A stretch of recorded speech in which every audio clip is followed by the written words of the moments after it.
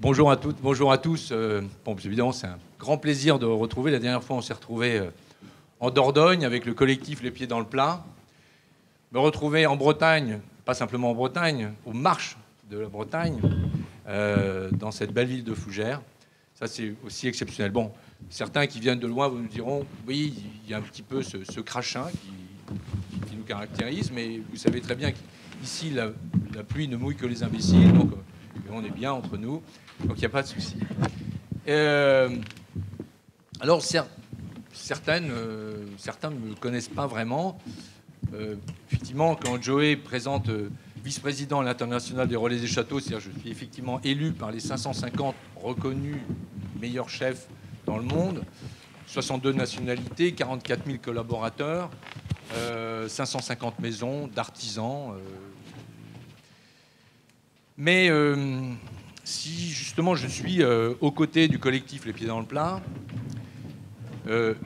c'est parce qu'un certain nombre de cuisiniers et de cuisinières ont considéré que la gastronomie étoilée était depuis des décennies à côté de la plaque. Je m'explique. On avait une obsession, c'était de bien s'occuper de nos équipes. Ça, c'est une chose. De bien s'occuper de nos fournisseurs, mais surtout pas les partager, même avec le copain d'à côté. C'était évidemment de s'occuper des clients. Et puis, la dernière chose dont je disposais, c'était simplement le frisson de fin d'année, le guide jaune qui sortait, combien de tocs on avait, et au début d'année, l'autre frisson, le guide rouge, combien d'étoiles on avait. Et puis, d'aller chercher aussi des contrats à l'international pour aller présenter la belle et grande cuisine française à travers le monde. Alors on prend des contrats ici, à gauche, à droite, aux États-Unis, en Angleterre, au Japon et que sais-je. Il y a une chose qu'on a laissée, nos pères et nous-mêmes. C'est ce qui se passe dans les communautés, dans les villages, dans les villes, dans les quartiers. La cuisine de rue, la cuisine de tous les jours, la cuisine qui est peut-être qui est 100 fois plus noble et responsable que celle d'aller dans un restaurant étoilé, la cuisine pour tous au quotidien, du 1er janvier au 31 décembre, le midi, le soir. Et là, ce n'est pas un choix, c'est nourrir. C'est nourrir les petits-hauts de la maternelle jusqu'à l'université, et puis c'est ce qui se passe dans l'hôpital, puis c'est ce qui se passe dans l'entreprise, et puis c'est ce qui se passe dans le milieu carcéral, et puis c'est ce qui se passe dans l'EHPAD. Et vous voyez le nombre de personnes que justement les cuisinières et les cuisiniers de tous les jours, je déteste le mot cuisinier de collectivité, je suis désolé, voilà, je ne le sens pas bien, mais cuisinières et cuisiniers de tous les jours, ça c'est très noble au contraire. Alors, ici, réunis autour de ce voyage dans la bio, justement, dans la bio, on aimerait bien redéfinir peut-être un autre mot. En tous les cas, moi, j'ai démarré avec, il y a 30 ans, sur le marché des Lys à Rennes, avec, vous savez, ces hommes et ces femmes qui arrivaient, qu'on prenait pour des bobos, des allumés, des fumeurs de pétards, des espèces de gauchos perdus, qui arrivaient avec des carottes piquées, des machins. C'était ça, la bio. On les était regardés, on dit qu'est-ce que c'est, on ne touche pas à ces gens-là. Moi, j'ai appris beaucoup avec eux. Et puis, et ils avaient raison. Mais le problème aujourd'hui, c'est qu'ils avaient tellement raison. Ils avaient tellement raison, et petit à petit, ces hommes et ces femmes, dans toutes les campagnes de France, ont réussi à créer un contrat de confiance, sans véritable marketing, sans véritable moyen, mais dans la sincérité et dans vraiment une approche d'homme à homme, de femme à femme, mais ce n'était pas du tout marketé en rien, comme ça sur le terrain, ce contrat de confiance entre la bio et les Françaises et les Français. Eh bien, ce contrat de confiance est en train d'être dynamité de l'intérieur parce que, tout d'un coup, il a un poids économique. J'en discutais, je ne sais pas, il est peut-être là d'ailleurs aujourd'hui, je ne sais pas, le patron de Bureau Veritas, qui lui-même finissait par douter Et moi, j'étais en colère parce que je me percevais qu'il y avait vraiment du bio absolument scandaleux, avec en particulier des taux de pesticides et autres. Là, je ne vais pas plus loin, c'est un véritable scandale. Et il me disait, mais Olivier Rollinger, dézoomez un petit peu. Moi aussi, j'ai failli tout plaquer. Mais ce qui se passe, c'est que les gens qui produisaient du bio, je ne parle pas de vous, parce qu'ici, je suis sûr qu'il y a des gens qui sont totalement engagés, mais le faisaient dans un état d'esprit. Un état d'esprit. Ceux qui le transformaient le faisaient dans un état d'esprit. Ceux qui le vendaient le faisaient dans un état d'esprit. Mais ceux qui l'achetaient et le mangeaient le faisaient également dans un état d'esprit. Or là, le poids économique est tellement lourd que le tricheur est présent là où on produit, là où on transforme, là où on vend, et même, là, il n'est plus mangeur, il devient consommateur. Le consommateur de bio triche vis-à-vis de lui-même. Donc on est arrivé dans un moment critique où on le voit bien quand même, le scandale de la transformation de la PAC actuellement, où on est en train justement de supprimer l'aide à l'agriculture bio dans le maintien et qui se retrouve à ce fameux haute valeur. Il n'y a que le mot qui est haute, parce que là, la valeur, elle s'effondre au contraire. Hein. La haute valeur environnementale, c'est une supercherie, là encore. Hein. Donc, c'est là où de mettre simplement des barquettes de légumes bio que l'on va mettre dans les cantines de l'industrie, lorsque l'on va mettre ici des yaourts, demain on va faire un Babybel bio pour être dans les normes et correspondre au pourcentage, ce bio-là, c'est-à-dire que sur ce levier, l'agrobusiness est en train de s'approprier et faire des marges considérables sur ce fameux contrat de confiance que des hommes et des femmes ont réussi à créer avec l'ensemble de la population. Et là, il y a presque un vol. Il y a même... cette manière de récupérer et de se verdir dans cet agrobusiness est absolument insupportable. Et on le voit bien arriver aujourd'hui avec même des sauces bio, des fonds de sauce bio, des barquettes, légumes bio, on va vous faire... Et là, tout d'un coup, on va dire, ah ben vous voyez, puis alors on va prendre le cahier des charges, on dit, ben vous voyez, nous on produit du bio. Il vient d'où Par contre, la notion de fait maison n'est pas prioritaire, la notion de local n'est pas prioritaire, la notion de la saisonnalité n'est pas prioritaire, et là on se rend bien compte que le bio, c'est pas d'acheter des produits bio ici, ou plus souvent d'ailleurs ailleurs, c'est un état d'esprit. Et c'est un état d'esprit avant tout qui retisse un lien dans l'humain, dans le local, dans la solidarité et dans une forme de fraternité lorsque l'on parle de nourriture. Parce que nourrir, c'est une responsabilité inouïe. C'est quoi? C'est prolonger la vie de l'autre. Et on l'a oublié. Et c'est là où beaucoup d'entre vous qui êtes présents, le rôle du cuisinier, de la cuisinière, il a un rôle majeur dans la société.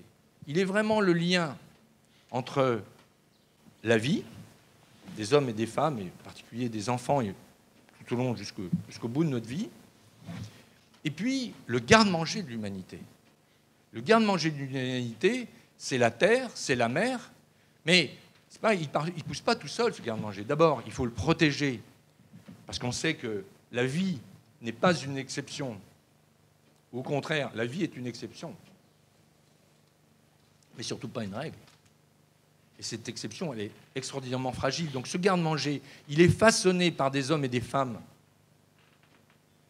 Le monde paysan, le monde des pêcheurs, les ostréiculteurs, les apiculteurs, ça, c'est vraiment le tissu. Et ce rôle capital entre, en plus, à la fois des collectivités, des communes, des départements, des régions, tant que cette volonté, une volonté politique n'est pas là pour tenter de faire basculer ce système qui a été mis en place.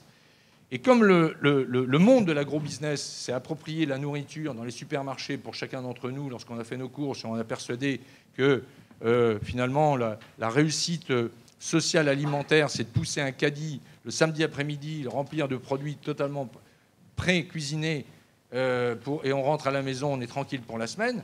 Eh bien, lorsque dans l'ensemble des cuisines de collectivités, c'est l'agrobusiness qui a pris la main, pourquoi? Mais parce que la cuisinière ou le cuisinier de cet endroit, mais on l'a oublié. Il n'existe plus. Est-il présent lors d'une... Est-ce qu'on le convoque lorsqu'il y a une réunion dans le lycée, lors du conseil d'administration? Est-ce qu'ils ne sont pas toujours invités? Lorsqu'il y a une prise de décision au niveau de la ville, au niveau du département, au niveau de la région, savoir si tout d'un coup on va dire oh oui, on va faire une économie, on va mutualiser, et puis on va demander à ce qu'on fasse, comme par hasard, une cuisine centrale. Est-ce qu'on demande l'avis des gens, des hommes et des femmes qui travaillent depuis des années, et vous disent non, finalement on va changer? Et vous êtes sur le terrain, on vous a demandé, vous, comment? Non, on s'en fout. Qu'est-ce qu'on leur a demandé à ces hommes et ces femmes? On leur a demandé d'abord de respecter des coûts. On leur a demandé de travailler avec les minimums de personnes et de gérer un emploi du temps ingérable.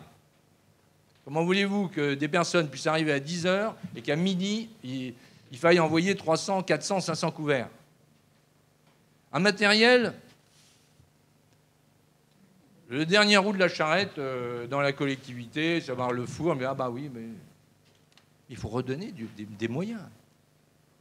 Pourquoi? Alors, les gens disent, oh oui, mais tout ça c'est bien joli, mais tout ça a un coût. Mais le coût indirect d'une cuisine centrale, il est catastrophique. D'abord dans la qualité de travail, dans le sens à donner à sa vie professionnelle. Évidemment, dans la cuisine centrale, je ne parle même pas du plaisir, on y viendra à la fin, du plaisir de l'enfant. Mais le coût au niveau de l'environnement, le coût au niveau de l'eau, au niveau de l'air, au niveau... donc c'est du gaspillage en plus engendré par ces cuisines centrales. Donc il faut repositionner. Et c'est ce que l'on demande. Alors heureusement, il semblerait qu'il y ait un soubresaut politique. Je dis bien un soubresaut. Et je ne dis pas justement de verdir son image politique. Parce que ça existe dans l'industrie, mais ça existe dans la politique. Et je parle en connaissance de cause. Et tout d'un coup, même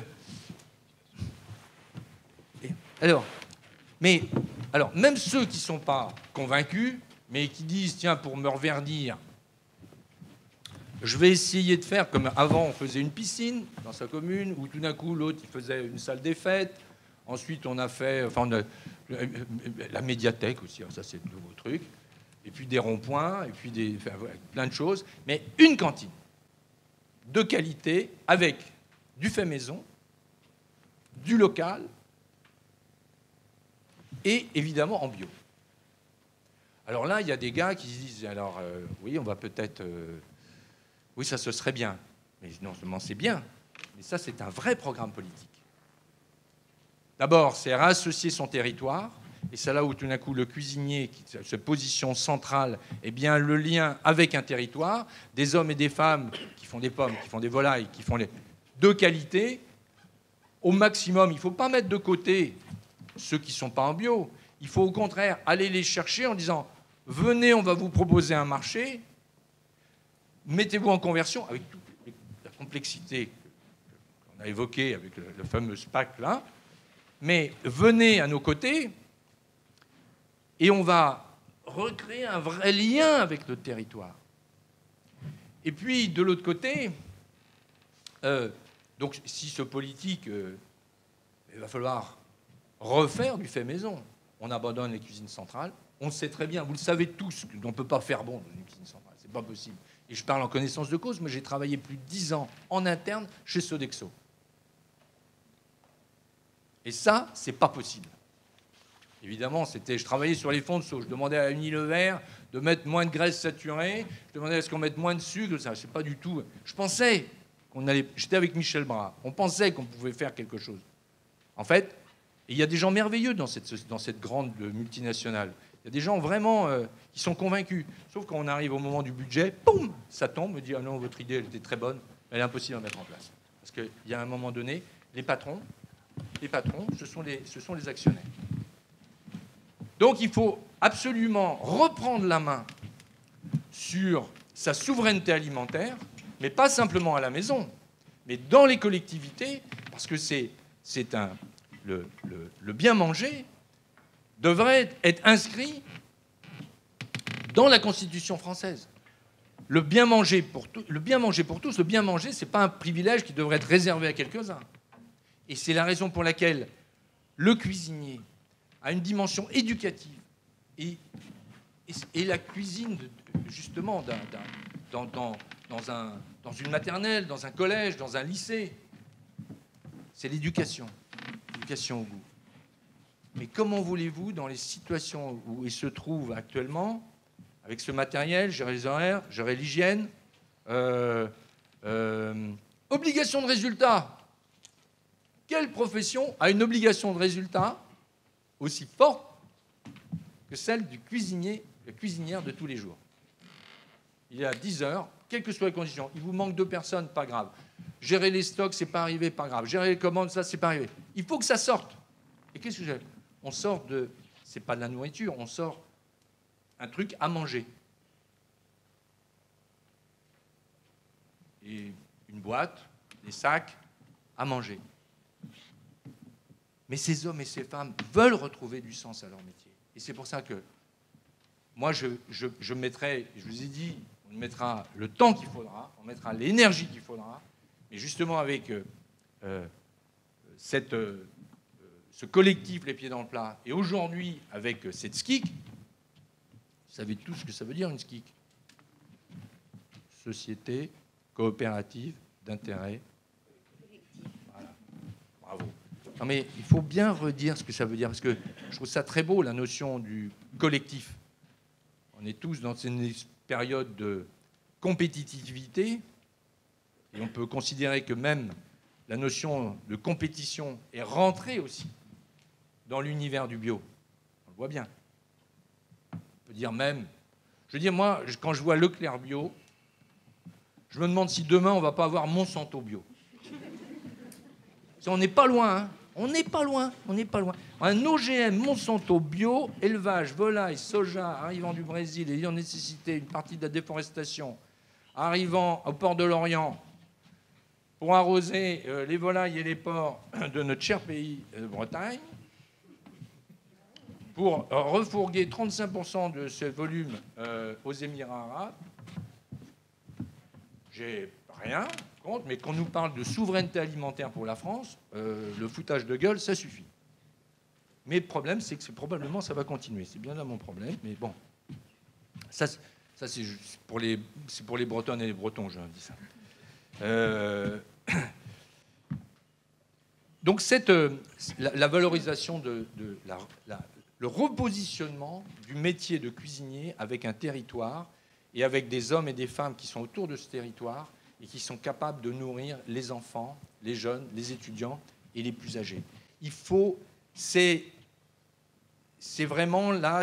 Alors, si on ne fait pas cette chose-là, d'abord, le drame du monde agricole va s'accentuer, nos campagnes vont se dépeupler, et là, on va avoir une nourriture... je ne sais pas si vous avez lu le fameux livre Steak barbare, où là, c'est une nourriture là, qui fait vraiment froid dans le dos.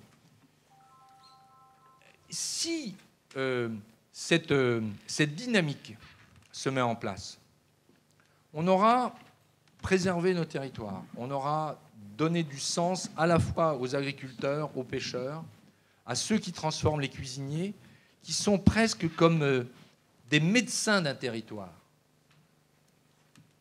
Et si on disait que le cuisinier ou la cuisinière de tous les jours était un médecin d'un territoire? C'est quoi un médecin? Ben d'abord, on peut reprendre, vous savez, la fameuse phrase d'Hippocrate, ton aliment est ton premier médicament. Ça, c'est une évidence. Donc il faut absolument, on ne peut plus dissocier alimentation et santé. Mais c'est aussi prendre soin d'un territoire, prendre soin des personnes pour lesquelles que l'on va nourrir, prendre soin des personnes, des équipes qui vont préparer aussi cette cuisine, le prendre soin, les fameux Anglais, le care, mais c'est tellement important aujourd'hui. On s'est retrouvés là, tous les uns les autres, dans des cages plus ou moins dorées, parfois dans des conditions terribles, en particulier pour les jeunes et les personnes âgées, seuls. Mais on a tellement besoin des uns des autres.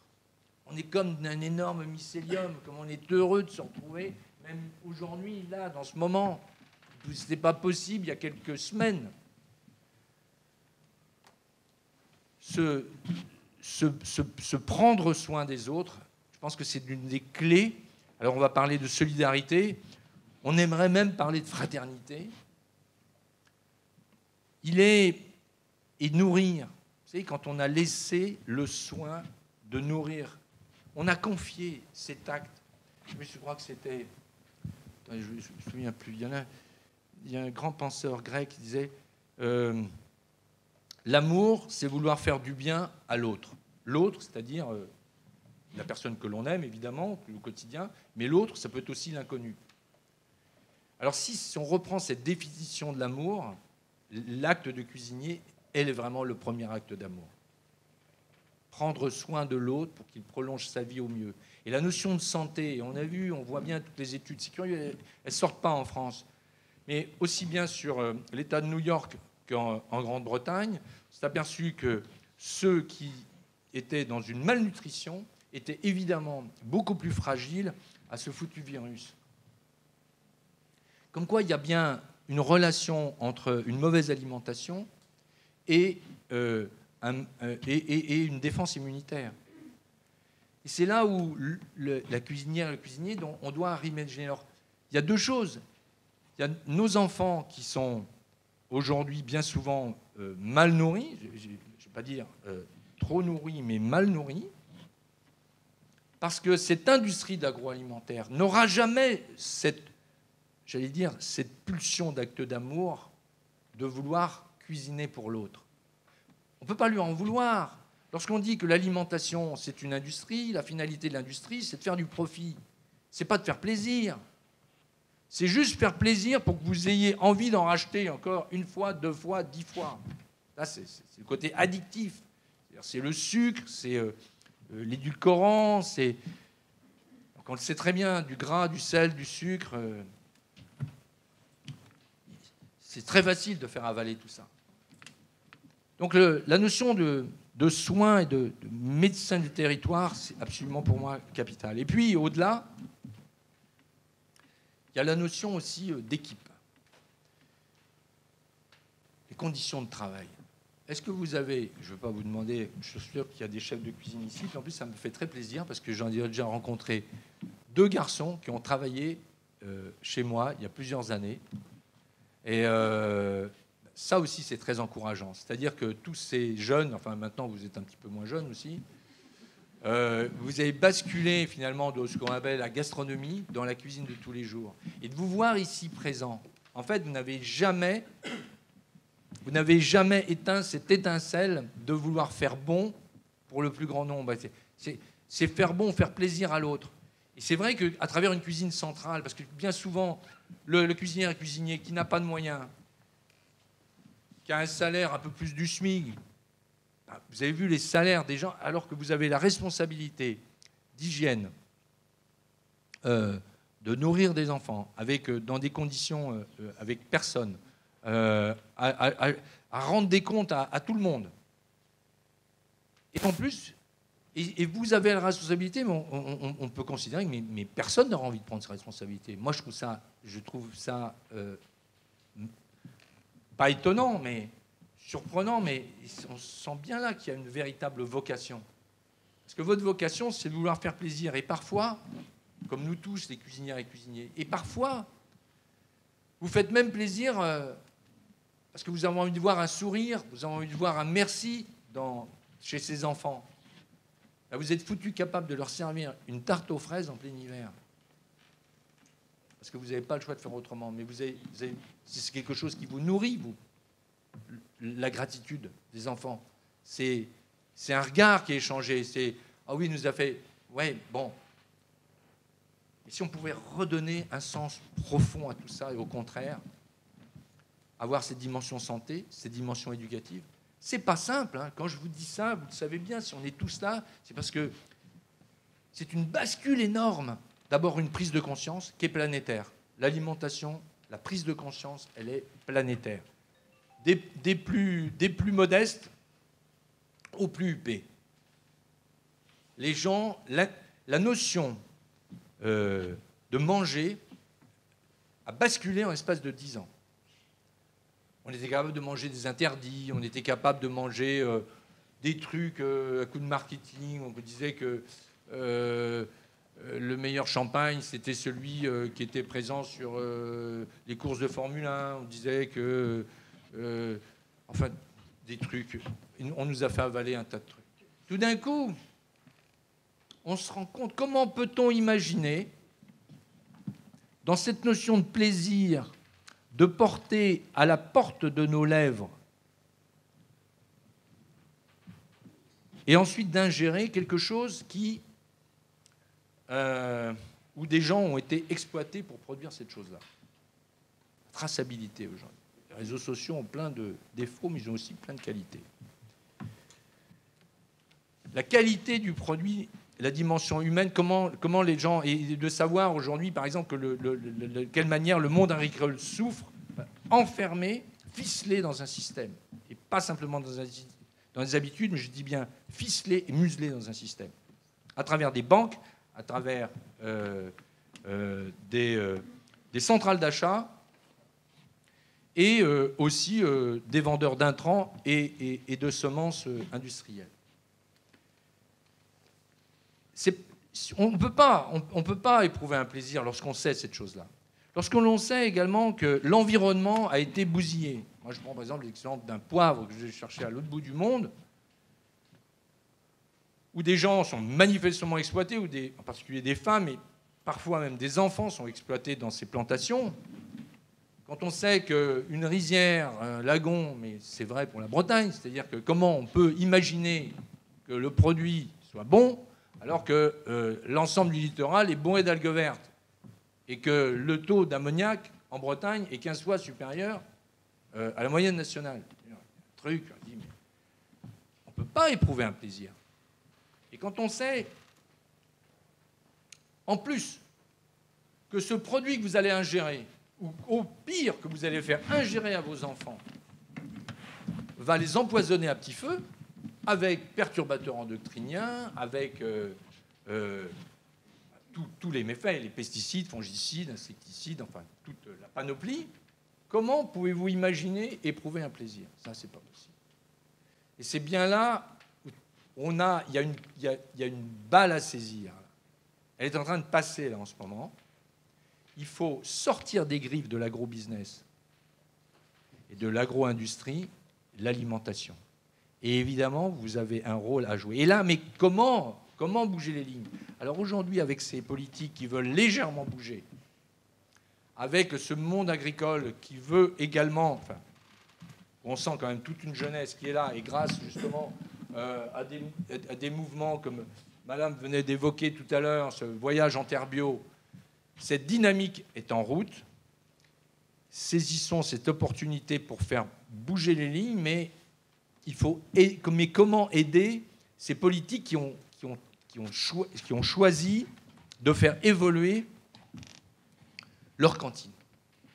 Eh bien, c'est là où on a besoin justement de cette fameuse KIC, nourrir à l'avenir. parce que là, c'est un véritable trait d'union, parce que bien souvent, le cuisinier, ben là, il est au charbon, comment je vais aller m'exprimer, donc il a besoin d'être accompagné, de réunir évidemment les producteurs locaux, de déterminer des prix en amont, parce qu'il ne s'agit surtout pas d'asphyxier ses producteurs, d'établir des menus, et on parlait tout à l'heure du cuisinier médecin, mais évidemment, j'associe les nutritionnistes et les diététiciens et les diététiciennes, évidemment, parce que c'est de cuisine santé. Et là, quel que soit le niveau de la cuisine, ce qui est génial, c'est qu'on va pouvoir imaginer une autre cuisine, avec en particulier moins de produits carnés. Quel défi! En disant, mais ah oui, attends, les protéines végétales, ça, mais qui l'a fait? Mais personne ne l'a fait. Il n'existe pas, ce livre. On est en train d'écrire les premières pages d'une autre cuisine. Mais cette autre cuisine, vous pouvez remarquer que dans le monde entier, elle existe. 75% de l'humanité est nourrie par l'agroécologie. Ça ne porte pas ce nom-là, mais c'est la réalité. Les gens qui vous disent, non, il faut de l'intensif pour nourrir l'humanité, c'est faux. C'est totalement faux. Moi, je peux vous dire que avec les 1200 petits producteurs dans le monde, je peux voir des cultures vivrières qui sont en agroécologie, qui portent pas de nom, mais qui ont toujours fait comme ça et qui se nourrissent parfaitement. Mais c'est au contraire, lorsqu'on veut apporter un produit en masse en disant, vous allez voir ce que vous allez voir, on va produire une richesse dans le pays, tu parles, il leur reste rien, ces pauvres gens. Il leur reste rien. Par contre, il y a une société qui est arrivée externe et qui va, elle, se gaver et complètement asphyxier les cultures vivrières et cette agroécologie existante. Donc, il faut bien comprendre que cette réalité entre la nature, le vivant, et nous, les humains vivants, le trait d'union, c'est vous. Et dans cette prise de conscience, il y a une dynamique formidable. Dans tous ces pays, on mange très peu de viande aussi, on mange très peu de poisson. Les protéines végétales sont très présentes. Mais alors, il y a une chose qui a disparu. Alors là, vous allez me dire, bah, ça y est, il vend sa salade, il va vendre ses épices. Non, ce n'est pas les miennes. Mais une cuisine au parfum d'épices, c'est justement une cuisine qui va aller chercher une saveur, une sapidité dans des oléagineux, dans des céréales, dans l'ensemble des légumes. Et cette notion justement de sapidité, où les Japonais appellent umami, qu'on va chercher dans du jus de viande, dans des jus de poisson, on ne l'a plus. Mais vous remarquerez qu'au XIXe siècle, on a supprimé, vous savez, les cuisines françaises, tout ça, vous connaissez, il y a le premier chapitre, les ingrédients. Alors là, les ingrédients, il y a une multitude d'ingrédients, d'ailleurs, qui viennent tous des quatre coins du monde, des gens qui vous parlent, par moments les extrémistes locavores qui vous disent il n'aurait même pas eu le plat franchoyard qui existe, qui est le cassoulet. Parce que sans le haricot d'Amérique du Sud, on est quand même enquiquiné pour faire le cassoulet. Hein, bon, donc là aussi, il faut se détendre. Hein. Non. Alors, ensuite, mais au XIXe siècle, période de la colonisation, théoriquement, là, les valeurs de la République, à un moment donné, devaient distribuer, ce qui a été incroyable, c'est qu'on a supprimé le troisième chapitre, je reviens, le premier chapitre des ingrédients, les techniques, braisage, étuvage, machin, toutes les techniques de la cuisine française. Et puis alors le dernier chapitre, assaisonnement. 2 petits mots, sel, poivre. Ah ben dis donc, avec ça, c'est sûr qu'il va falloir que tu mettes de la viande, il va falloir que tu mettes des poissons pour donner du goût à tout ça. Alors que dans toutes les autres cuisines du monde, on n'utilise pas, j'expliquais l'autre jour, c'était passionnant, c'est que c'est surtout pas une épice, mais on construit une saveur avec plusieurs d'entre elles. C'est le garam masala, le ras el hanout, c'est le za'atar, c'est le colombo, et c'est toujours une construction, un mélange. Mais tout d'un coup, même votre semoule, elle prend une autre dimension. Regardez simplement quand vous faites tourner-bouler un grain de riz. Un grain de riz, ben, vous le mettez dans une salade, vous le mettez dans l'ensemble des risottos, vous le mettez dans les pilafs, vous mettez... Et vous aussi en faire un riz au lait, toujours du riz. Permettre d'aller chercher... vous savez, c'est un peu comme la ponctuation, justement, dans la littérature, où on a besoin de la ponctuation pour présenter la face cachée des mots. Eh bien, les épices, les saveurs, comme ça, je rappelle que c'est que le monde botanique, hein, c'est d'aller chercher, présenter la face cachée des mets. Et donc, on peut dire que la ponctuation... non, les épices sont à la cuisine ce que la ponctuation est à la littérature. Eh bien, mais pour vous... Je reviens au sujet principal, qui est la notion de cette skik. Et pourquoi elle existe? D'abord, moi, je vais parrainer parce qu'il y a des hommes et des femmes depuis plus de 10 ans, plus de 12 ans, qui ont démarré et chevillé au corps. Ça veut dire que là, ils étaient seuls, et très seuls. Mais par contre, ils croyaient en ce métier, et ils savaient qu'ils pouvaient être rendus. Ils ont vu que, parfois comment ils se sont fait mépriser par l'ensemble, et dans les lycées, et dans les collèges, et dans les municipalités, et dans les départements, et dans les régions. On ne se tenait absolument pas compte d'eux. Ils ont tenu cheville au corps et ils ont réussi à se construire, à convaincre et à attirer en particulier toute une jeunesse. Beaucoup, mais vous pouvez tous les écouter. Mais moi, je les ai rencontrés, là, les fameux gestionnaires, les fameux qui sont responsables des achats. Là. Attends, mais ce marché public, c'est une farce. C'est une farce. Il faut que chaque collectivité, ils ont des services de marché public. On n'a pas besoin de confier ça à l'Éducation nationale. Comment voulez-vous qu'on réussisse à avancer avec d'un côté un cuisinier et à côté il a une autre personne qui achète et ces deux personnes-là n'ont pas une autorité commune? Ouais, il dit, mais attends, moi, tu me dis rien. Hein. Moi, j'achète ce que je veux, j'achète... Ils sont à peine conviés au moment des dégustations. D'ailleurs, quand il y a des dégustations, on regarde, je dis, ah oui, ça casse les coches. Puis c'est tellement plus facile d'avoir simplement 2-3 lignes de producteurs. C'est comme le cuisinier qui va chez Métro. Le premier qui lui demande d'aller chez Métro, vous savez qui est-ce? C'est l'expert comptable. Il est payé la même chose, il n'y a qu'une ligne. C'est facile, hein, c'est très simple. Hein. Alors on achète le papier toilette, les langoustines, le machin, le truc, le vinaigre. On achète tout. Tout va bien. Bon. Mais c'est une farce. Donc il faut la claquer, cette farce-là. Et vous l'avez fait en Dordogne. Et vous le faites, vous êtes en train de le faire en Nouvelle-Aquitaine. Les gens qui vous disent ça ne marche pas, mais si, mais si, ça marche. Ça marche, et c'est pas... C'était un non-tron, non, c'est un Montpont. Vous avez fait ça en 1 an et demi, à peine, avec une... Tu vas raconter tout ça. Mais c'est exceptionnel, c'est bluffant. Et alors, qu'est-ce qui se passe? Eh bien, comme par hasard, parce qu'évidemment, c'est un travail d'équipe. C'est marrant, il n'y a plus d'arrêt de travail. Tout le monde a la banane. Tout le monde a retrouvé du sens. Les parents d'élèves se disent, mais voilà, il se passe quelque chose, parce que dans les parents d'élèves, il y a le producteur de pommes, il y a le producteur de yaourt qui était là dans le coin. Alors que vous savez très bien que dans ce foutu marché public, on va dire, ah non, tout le monde est obligé de prendre des espèces de chemins de traverse pour arriver à du local, en disant, ah ben ouais, mais on ne doit pas privilégier le local.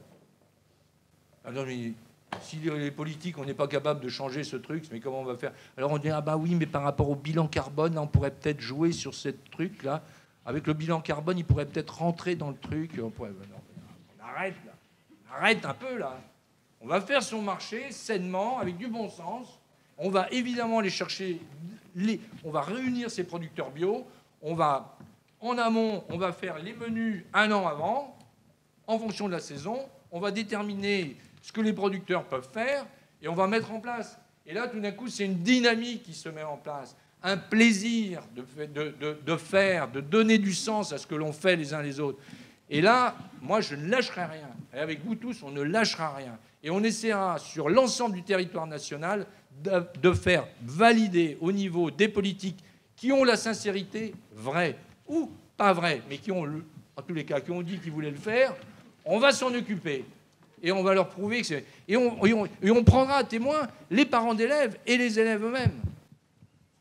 Parce qu'il ne faut rien lâcher. Et rien lâcher, et surtout pas se faire passer par la porte par l'industrie agroalimentaire qui arrive avec son bio industriel et qui va nous fourguer tout ce bazar.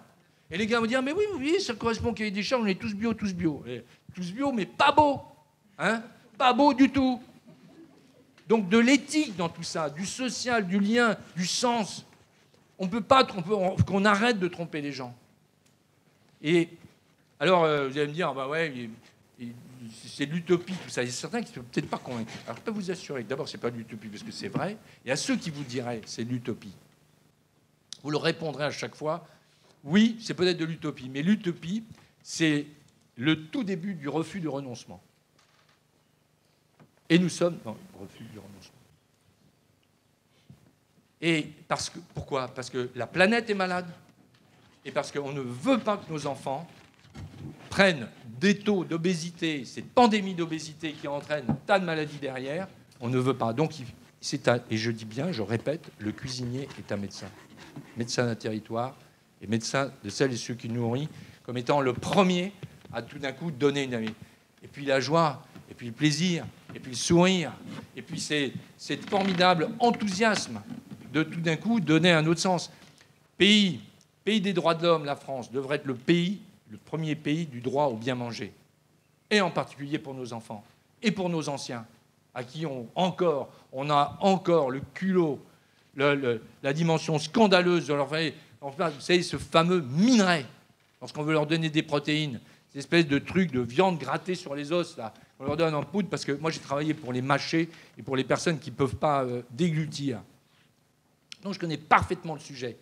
Parfois, ce que j'ai vu qu'on donnait à nos anciens, c'est-à-dire à nos parents, mais comment peut-on, comment notre société peut accepter de pouvoir faire ingérer à nos anciens un truc pareil? Donc cette prise de conscience, c'est mieux que faire une piscine, c'est mieux de faire une salle des fêtes, c'est mieux de faire une médiathèque. Et enfin, parce que je vais me faire engueuler parce que je vais être trop long, enfin vous dire, parce que si vous voulez, on a ça. Ils m'ont bluffé, tous ces gars me bluffent, ces femmes me bluffent. Et moi, en tant que cuisinier étoilé, finalement, nous, on n'a rien fait. Donc aujourd'hui, si on peut aider un tout petit peu en disant et s'excuser depuis des décennies d'avoir laissé la main à l'industrie de nourrir l'ensemble de la population. On ne s'est pas battu assez, pas une prise de conscience, on est resté dans notre tour d'ivoire, j'en suis désolé. Et cette alternative est possible. Cette dynamique est possible.